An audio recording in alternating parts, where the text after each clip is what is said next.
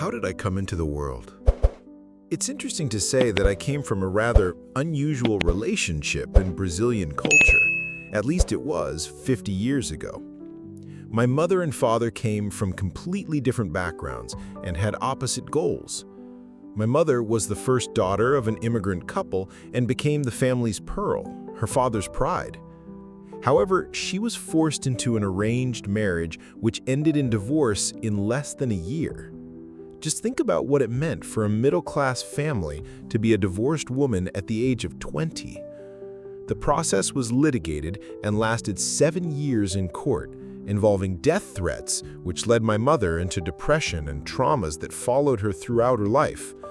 After overcoming the divorce process and graduating in secretarial studies, she started a career that did not fulfill her. Although she still lived in my grandparents' house, she was financially independent. Until one day, this woman who had always fought for life and sought happiness in every way, met a young man from Minas Gerais with dreams of making it in the big city, and she fell in love with him. My father, dark-skinned, tall, handsome, and charming, was very fond of my mother. However, he was not ready to trade his playboy independence for a stable relationship. That's when my mother had an idea, to have a child to fill an emptiness inside her. He agreed, and I am the result of that idea. I was raised in my maternal grandparents' house and received a very strict upbringing, as they didn't want what had happened to my mother to happen to me. So they automatically transferred onto me all the expectations they once had for her. My mother lived with us until I was 8 years old, but then she moved to her own apartment. My father spent vacations with us and visited me once a week. I grew up feeling like I was there out of charity. Although they never said that, children have a very different perception of facts. Here's a warning to parents. Aware that I could not cause my grandparents the same pain my mother had caused them by being divorced and a single mother, I behaved nothing less than perfectly around them. I became a very independent child. I had an adult mind because I lived among adults. I also learned to swallow my tears. I never expressed longing or the wish to live with my mother, despite many nights of muffling my sobs in the pillow. I learned to compensate for pain with achievements. I was the top student in the class and played very little. I acted more like a young woman than a child. I also developed a love for reading because through books I could discover the world and plan a promising independent future. I smiled at everyone, talked to the neighbors, went to a traditional church with my grandfather, and helped at Sunday school.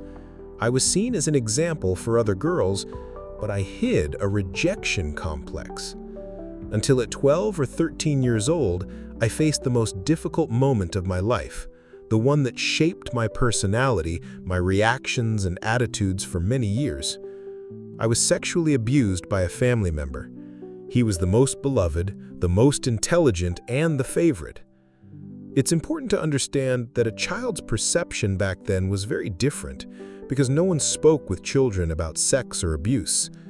I didn't understand what was happening, but I knew something was wrong. I was threatened and couldn't tell anyone. It was extremely painful, both physically and emotionally.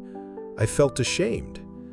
Since I studied in the morning, I found things to do at school just to avoid being alone with him at home. At that time, my grandfather was hospitalized for 6 months due to serious heart problems, and my grandmother spent the afternoons at the hospital, entrusting my care and safety to this person.